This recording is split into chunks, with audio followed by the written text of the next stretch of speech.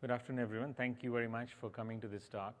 We're going to talk a little bit about object store, in particular, what are some of the issues you run when you run it Hadoop on top of an object store in one of the clouds, be it AWS or Azure or Google. And in particular, I'll give examples from Spark and Hive. Okay. My name is Sanjay Radia. I'm founder and chief architect at Hortonworks, so as part of the original team that did the work on Hadoop at Yahoo. I'm a PMC member and a committer, and prior to that I've been at Sun Microsystems and a startup working on various systems level technologies, and prior to that I had a PhD from University of Waterloo in Canada. So why would you want to consider using the cloud? There are really no upfront hardware cost. You pay, the expression is often you pay as you go or you pay as you use, okay? In the picture on the left-hand side, you'll see a little thing which shows you can get a petabyte for about $24,000 US, okay, in the cloud on Azure, which is a pretty amazing cost. Cloud offers a lot of flexibilities that you typically don't get on your on-premise, things like elasticity. Typically, in many use cases, the TCO is actually much lower, unless, of course, you're running your cluster 724. You have applications that are running 724. I know of customers who've gone there and come back, but overall, generally, people see that as an advantage. It is a very natural place if, for example, your data is coming in geo-distributed, like you're ingesting data for IoT or mobile apps, in which case it's a very natural place to do in cloud because you're not going to have data centers all over the world. You're going to have a hard time ingesting into your main data center. So for some kind of applications, it is extremely natural, okay? And it gives you a lot of business agility. Your different business units can say, I can get started on the cloud. I didn't wait for the IT department. I haven't figured out exactly how much I need or how am I going to scale. I'm just trying out a few applications. Okay, so in those kind of areas, you can kind of get up and running within hours to days, depending on how familiar you are with the cloud. Okay. So one thing is when you're running on the cloud, the cloud storage is the shared data lake, okay? We'll see in some cases where people are using HDFS. I'll explain that to you a little bit. But generally, you want to use the cloud storage as your data lake, as your long-term goal, even if it's not appropriate initially. The reason being you want to run it for multiple Hadoop applications from multiple clusters, so that you want to have that shared, and also you want to run some native cloud application. So you don't want to say, well, what do I do about this native cloud application? Do I copy it back to cloud storage, and having multiple data lakes and keeping them in sync is actually painful. So we really get it. I mean, I was part of the HDFS team, but I really get it on the cloud where possible you don't want to use HDFS as the data lake, okay? Typically, it's lower cost. HDFS via EPS can be very, very expensive if you are running it for a long time, or even on local storage if you keep it running 724. And so HDFS's role, we believe, is changing and will change on the cloud because more of a transient or a temporary data, okay? And then cloud has got some advantages, like it's got built-in geo-distribution, DR capabilities, but there are challenges, okay? The thing is that cloud storage was really designed for scale, for low cost, and for geo-distribution, okay? Typically, performance is quite a bit slower, okay? It really was not designed for data-intensive apps, okay? And there's work I'll show about what we are doing to make it work better in that environment, but it really wasn't designed for that, okay? So for example, they have, I'll just come back to it in a second. And part of the reason for the performance difference is because it's completely segregated from compute, okay? The other one is the API and the semantics are not the same as a file system. In fact, you'll see AWS has something like an NFS filer API and semantics, and that storage is a lot more expensive, okay? And if you really look at how one would guess they're implemented, you would probably get to understand why that's the case, okay? So the focus areas really for us, the work we've been doing in Hortonworks, and for this particular talk is how do you address the cloud storage consistency problem. I'll talk to you about what that means. What are the performance improvements that we have done by changes in the S3 connector and inside the various storage connectors, changes in Hive, changes in the Orc layer or the Parquet layer, to improve the performance, and the role of memory and local storage as a caching to improve the performance, okay? And I'll give you one example of that we have done, okay? There are other issues that are actually also important that I will not cover in this talk. So for example, if you have your data lake as your cloud storage, be it S3 or Azure as your shared data lake, what happens to your common, how do you share your metadata, okay, across clusters? Because it's very common in the cloud not to run a single long running cluster, to run multiple clusters, sometimes many workload ephemeral clusters, okay? What about your common governance and security models, okay? How do you deal with that in a uniform way, okay? Because it's kind of easy to test something, but when things go production and you go big, security, governance, and your metadata becomes very important. I don't cover that. And what about columnar access to columnar data that's stored, okay? Don't cover it because I don't have time, but we have addressed number. Look at our Hortonworks cloud offerings. It's called HDC on AWS, and it's also available on Amazon called HD Insight. Those are actually quite different products, but it's got some overlap. And there's also a talk today at 4 o'clock called Cloudy with a Chance of Hadoop. Pretty nice title. I wish I had thought of that one. And there is some overlap with this talk. There's some deep dives that they do, and they talk more about the general cloud usage, okay? But do check out on these other problems. They are real issues that you need to deal with. But I don't have time to cover that in this talk, okay? So what is the model in how HDFS is used and cloud is used? If you look at the left-hand side picture, that is what often some people think of, because what you have is you think of putting all your data in HDFS, and then you will use your cloud storage as the kind of place where all your full data, all your data for the last 5 years stored, then you may only be storing your recent data. That model, for example, there was a nice little blog by, I believe, Airbnb, where they used that model. It worked well for them. But usually what happens is that's not the model people want to use, because that becomes fairly expensive. The model on the right is really what you want to use, where really you may want to use HDFS for temp. And in fact, I've talked to people in each of the cloud companies, and they do say, for temp, definitely use HDFS. Do not use the cloud storage. You'll get really slow. So the right-hand picture is what actually is implemented in Azure when you use HD Insight. The middle picture is really where we are in our offering on HDC, and we are quickly moving towards the right. Modular performance, you will see a performance degradation, especially if you don't use something like LLAP and caching, but it may actually be okay for you. Really, if you're critical in performance, like maybe Airbnb, you may have to go to the very left-hand picture. But really the goal is this, because this is where the advantage of the right-hand picture is that all your clusters now can access that data on the cloud. You don't have to worry about multiple clusters having their own little HDFS data sitting in there, and your native cloud applications can use it, okay? So that's kind of where we want to go, and we are pretty close to that. We are there on Azure, pretty close to that in AWS. And then I'll talk about some of these things and issues that we have solved in this particular recently. So let's do some very quick couple of minutes on use cases. Very common use case we see customers do is they do elastic ETL. They either have Hive or Tez that is taking some external data, or they may have data coming in from ingestion from kind of online, their mobile apps, etc. They process it and they generate typically tabular data for later processing in Hadoop, okay?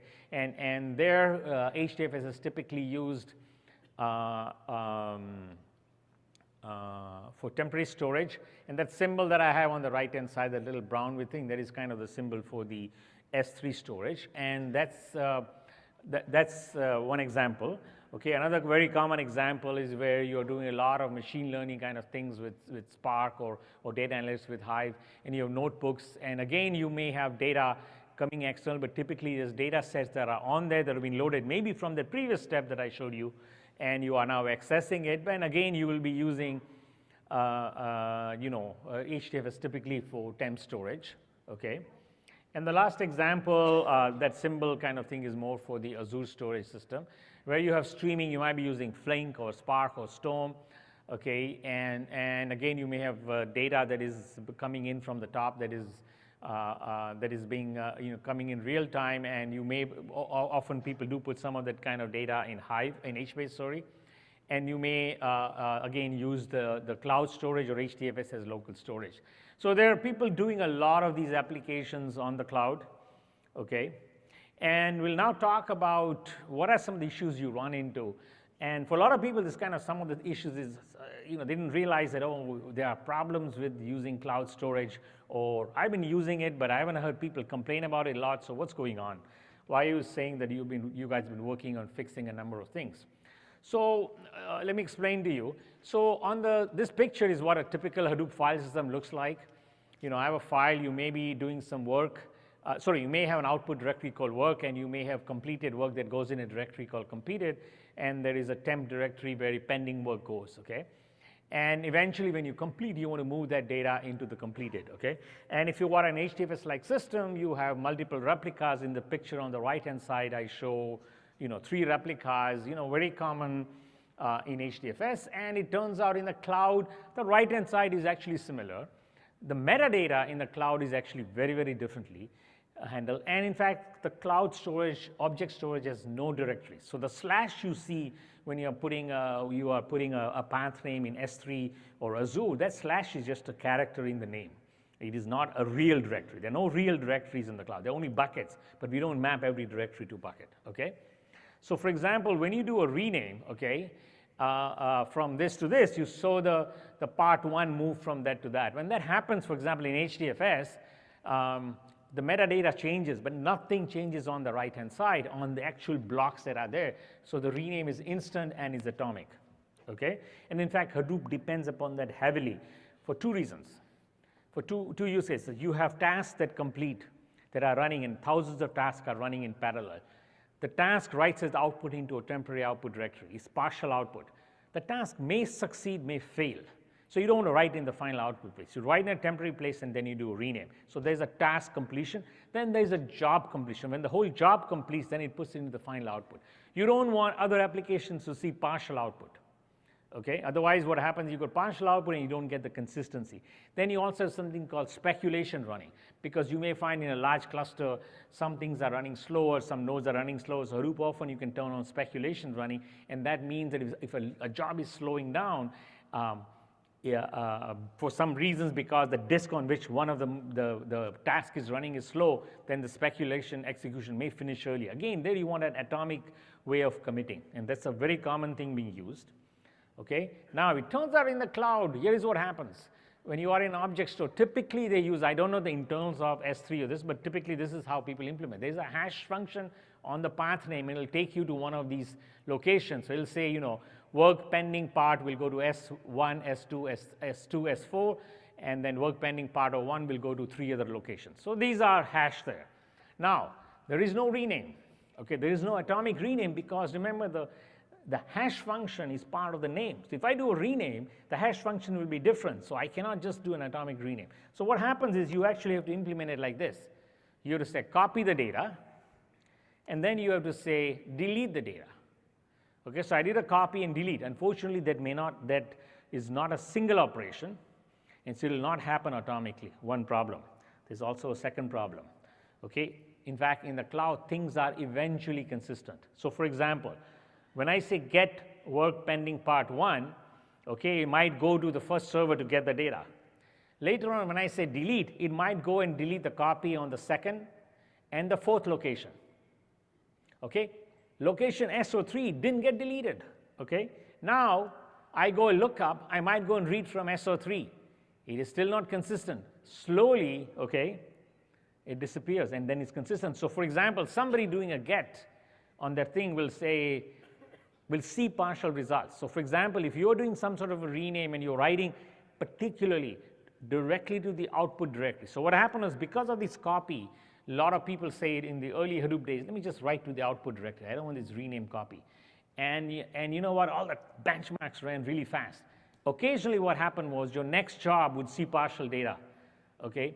And data that you deleted because it was a failure job. And it'd see partial data, and you won't even notice it. But the benchmark runs great, you're happy, and occasionally what happens is when you have a lot of big data, and I miss 1% of the data, or I see additional 5% of the data, you will not know the difference. You look at the graph on your results and everything kind of looks right? Who's doing such deep analysis?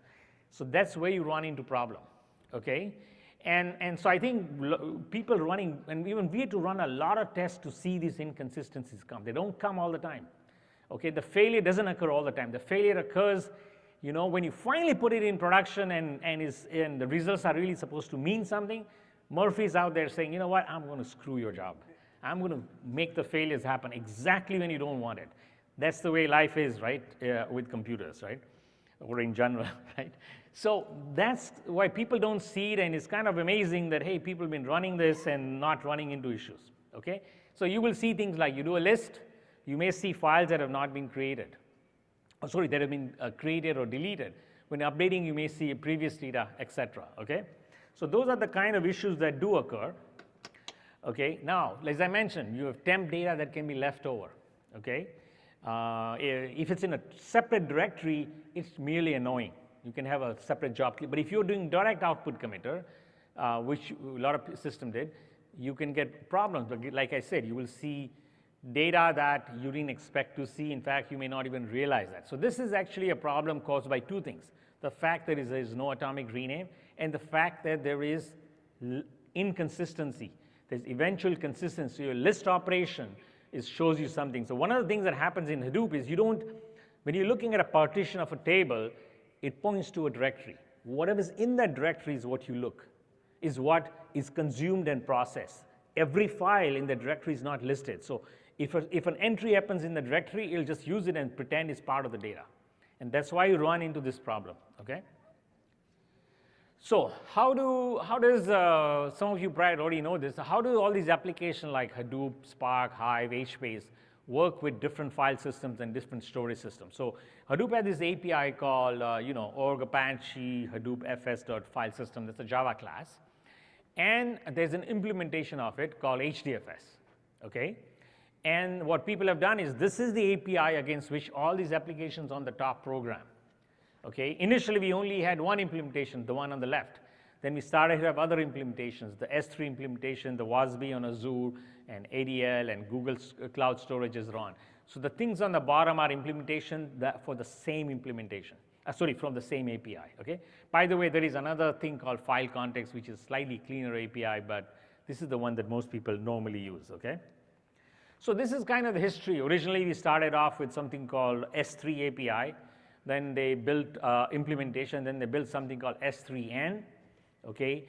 From that, Amazon created their own proprietary S3 implementation, which they still have kept proprietary. And Swift copied that, and WASB copied that. And then S3A happened. Okay. And then there was work on stabilizing S3A. And more recently, we have finished work on speeding up and scaling S3A. Okay, and now we're kind of in the last phase of adding more consistency and scale in S3A, okay? All of this work, of course, is done in complete open source. At Hortonworks, we are very, very religious about open source. We put everything out there. It is pure as the white snow when it comes to open source, okay? There is work that we've worked with Microsoft on the WASB and ADL. They've done a hell of a lot of work to make that consistent. Again, they made it open source. And Google has, of course, a lot of their implementation, again, fully open source. Okay, and so we made some of these improvements, and we kind of hear that, in fact, the EMR folks have taken some of our improvements. Unfortunately, if we had got them to cooperate with us and put their stuff in the open source, we would have been much further ahead. But that was not to be. Okay, so roughly, kind of, this is a quick summary of the current connectors. Okay, it was the ADL. S3A, which is the one where it's under active development. There have been performance improvements recently, and we're working on that. The EMRFS and the Google one, okay? The slides, by the way, are going to be available, okay? So now I'm going to really talk about how do you make Hadoop run well. And so really our goal was that Hadoop must run great on Azure, and on EC2, we really wanted to beat EMR in performance, and we've gone quite a ways, and in some sense, we believe they're taking some of our work back into their proprietary connector. Okay, so what are the kind of prompts? Initially, we ran a bunch of benchmarks, we had to do a lot of improvements actually on non-IO operations or metadata operations, because these are extremely, extremely cheap on HDFS. So a lot of the code in HDFS did not try to optimize any of this, because HDFS keeps all its metadata in memory. So these are very, very cheap operations, and nobody bothered to optimize them. Then work on the read path, especially for columnar data, write path, and then additional work on query partition that I won't talk about at this talk, and then the commitment prompt and the S3 guard, which I'll briefly mention, okay? So if you look at this, this is kind of a flame graph of what is happening in some LLAP application. And it turns out that only a small portion of the operations, I'm not talking about the time, the operations are actually in doing I/O. The rest of it is a lot of other activity, including a lot of metadata operations, okay, like list, get listing, and seek, and things like that, okay? And so we really had to make a lot of work in improving, in fact, the non-I/O operations or the metadata operations, okay? And so that's where a lot of the work went. So for example, I'll give you just a few examples. Seek, for example, in implementations, you could do a seek. If you seek, then it might be better sometimes to say, instead of seeking and reading ahead of data, if you're seeking very close to your original position, to actually close the connection and seek somewhere else, right? So you need to kind of optimize when are you going to do reopening and reopening of the connection, the HTTP connection. So now you can specify a range. This is, for example, you're better off reading 256K instead of opening up a connection. There is an experimental flag for columnar so that it views your stuff as random. And so, because what happens in columnar ORC, and I'm pretty sure also maybe in Parquet, that we typically go to the end of the file at the footer, and then you go and read back into different parts of the file. Okay, so you do a lot of seek random reading. Okay, there is improvements that are made in uploads. So what you can do is you can say I want to enable fast output. Okay, and therefore what happens is your data gets uploaded as multi-part. So your multi-part puts that you do, and then a final one that finalizes that. And so there are parameters to actually configure that, so that what happens is when you're writing, it'll write to local storage, either mem or local disk, and then do a multi-part put in parallel in the background. Okay, so there is work there that really improves that. And the additional per bucket flag, so you can set different properties for different buckets. Okay, so if you go to Hadoop 11694, you will see all the work that's happening in an umbrella Jira that covers a lot of this work. For example, as I mentioned about HTTP, we did a lot of work to cut down on the number of HTTP requests and also on the number of connections we make. And this is an example of a set of things that we did, reducing the number of get file status, deleting unnecessary fake directories, reusing file status in delete and make this, things like that. So there's a whole bunch of things that were very, very cheap in HDFS, and here we end up, had to do work in optimizing that. Okay, so a lot of this work has gone out and is out there in Apache Hadoop 2.8 and Hortonworks HTTP 2.6. Okay. So the other one is caching in memory and local disk. So I'm going to show you a quick benchmark. Of course, the benchmark may not match exactly your queries and your data and your disk, but we think we made a very, very good start on this.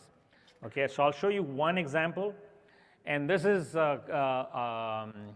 have a piece of technology called LLAP that we have, again, open source. It's a part of the new Hive system. And Hive does, LLAP, does two things. It does thread-based execution instead of creating tasks, okay? And the second thing it does, it caches data, and it caches data in tabular form. So it only cache portions of the column that you are accessing, okay? So it's very, very efficient usage in that terms.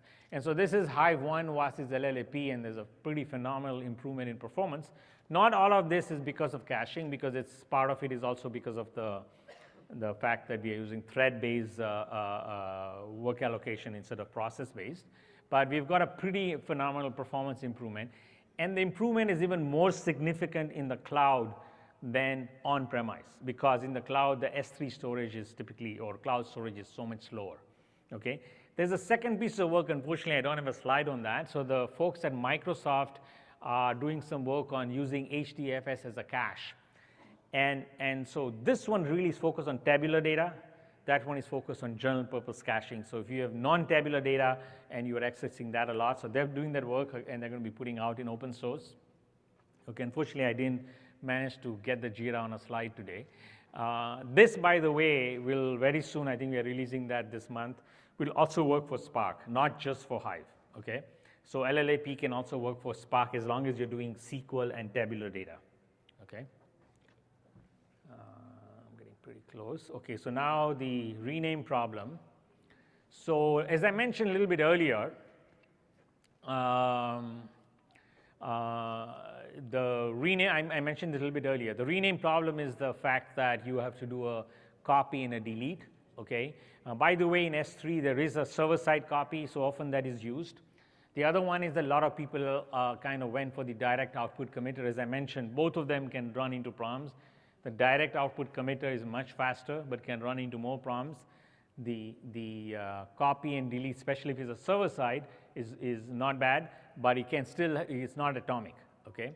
And Azure is actually faster than S3, okay? One other interesting thing was that, for example, in Spark, they removed the direct output Parquet connector. So this is a JIRA that shows that this was a pretty serious problem and led to inconsistencies, and finally they got rid of the direct output committer, which is a great thing for getting good performance and good benchmarks and to keep customers initially very happy, right?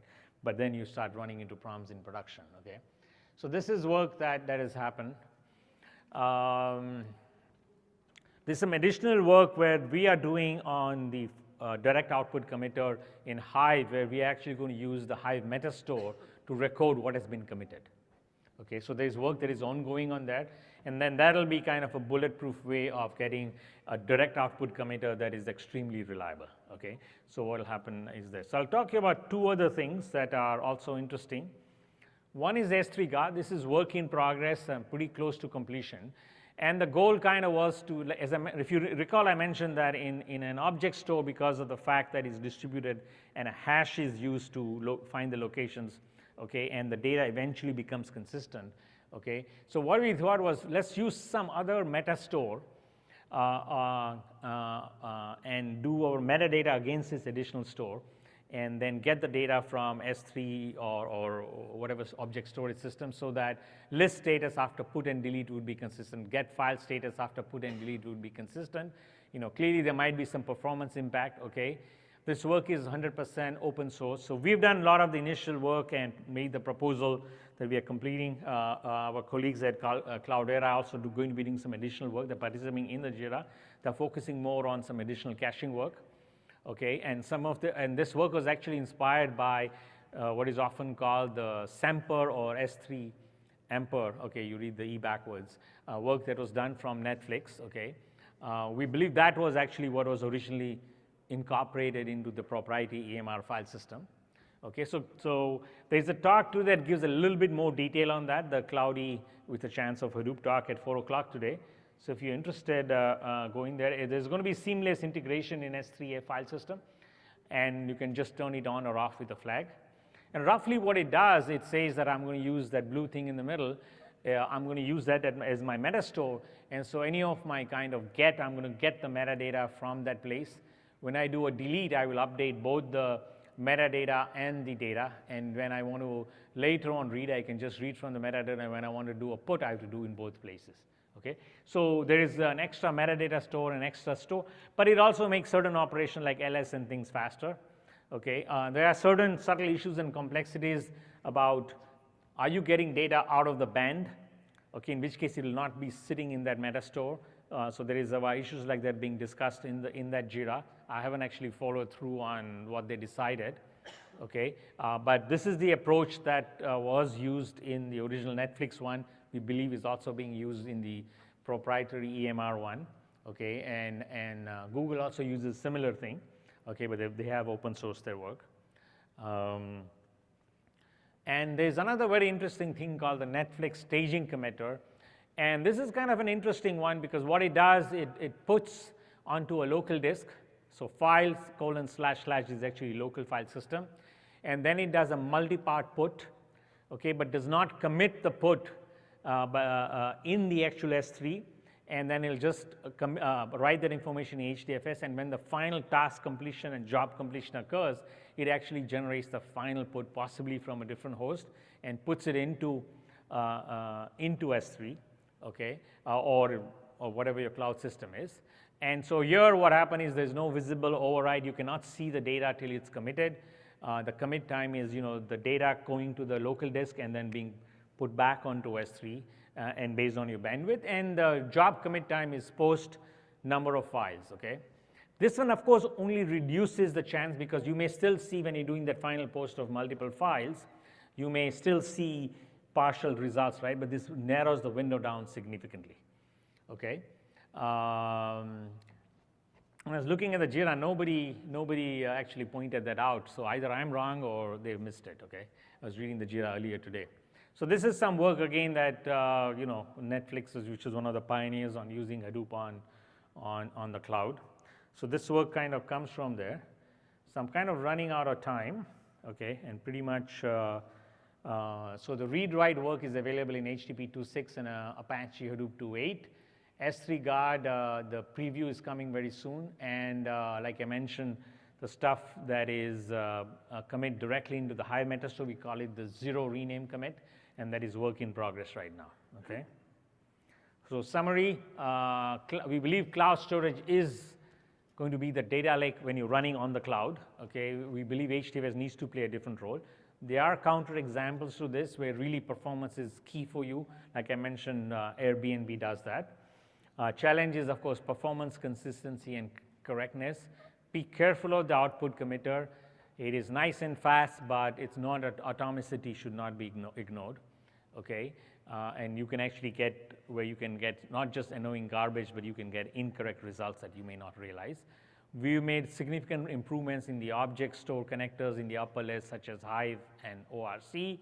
There's an upcoming S3 guard, okay? LLAP is a cache for tabular data, okay, and they can significantly improve the performance. Like I mentioned, Microsoft is working on work in using HDFS for caching data. Again, they're planning to put this in open source. And other considerations that you should not ignore are things like shared metadata, okay, because if you have multiple clusters, where are you going to now share the metadata, okay, and then how are you going to have the shared security, how are you doing governance, how are you going to do authentication of Hadoop, etc. In Hive, we've actually figured out in part of our HD stuff where you don't even need to run Kerberos to get fine-grained column level security. In Spark, it's a little bit harder because in Spark, you're injecting arbitrary code. As soon as you inject arbitrary code, I need much, much stronger authentication. Okay, so just an LDAP verification when you log in is not good enough because you could, after that authentication, you could be submitting some code that could actually then become another user or sneak and do something inside the system, okay? Those are things that you need to look into, okay? Unfortunately, my focus was mostly the storage side. Okay, a lot of thanks to my co-speaker who wasn't able to give the talk here, Steve.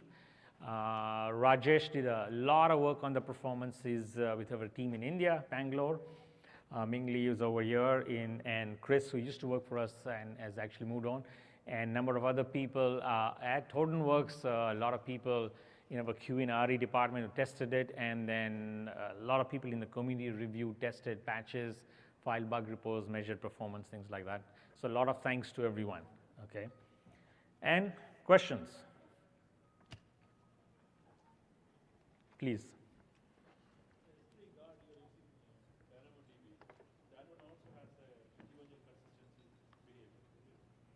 It eliminates the consistency behavior. I didn't quite understand your question.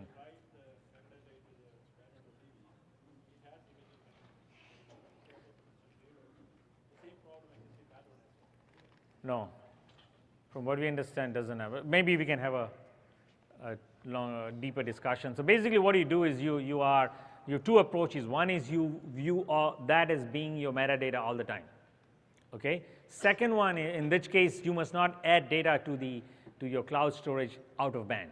If you want to add data to your cloud storage out of band, then I need to merge the two results and say that whichever of those two is consistent is what I will do. And you also need to look at timestamps. You cannot just look at the merge of the data, okay? I think you know what I mean, right? Okay.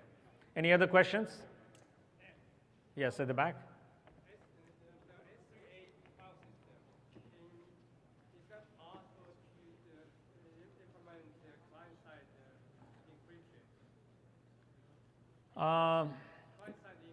You mean transparent encryption? The HDFS transparent encryption? Client-side encryption. I'm not sure if it does. I don't know, it might. I'm not saying it does or doesn't. I know it currently doesn't, but I see there's a Jira is talking about that. It's a really useful feature. So you want encryption as the data is being shipped across from the client to the servers? Yeah. Yeah, I'm not sure. There might be work on that. Yeah, I don't know actually. I'm not on top of that part. Sorry.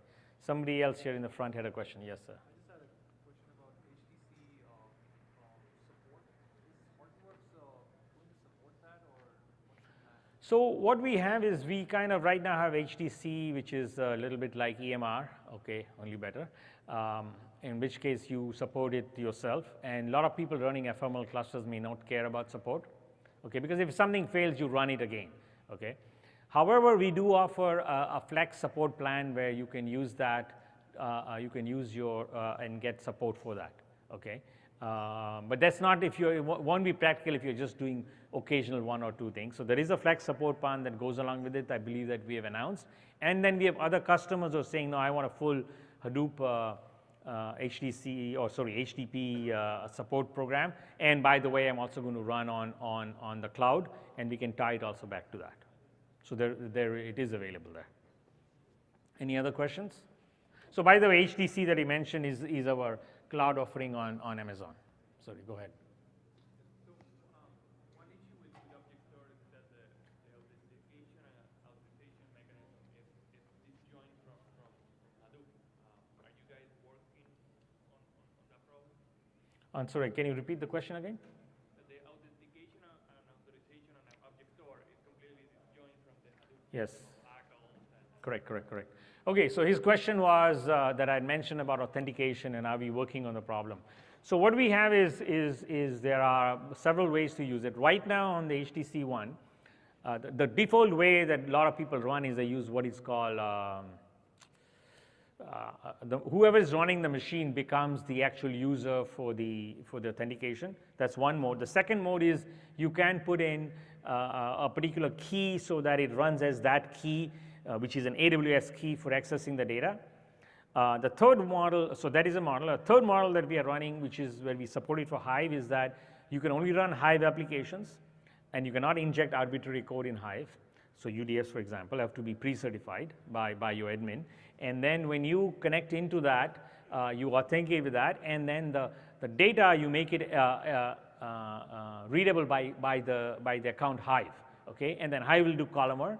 For Spark, we believe that we will have to go with Kerberos, and so we're working on basically using not Kerberos, but what's it called? Active Directory support that is on, for example, both AWS and on Amazon, okay? So yeah, we're definitely working on that.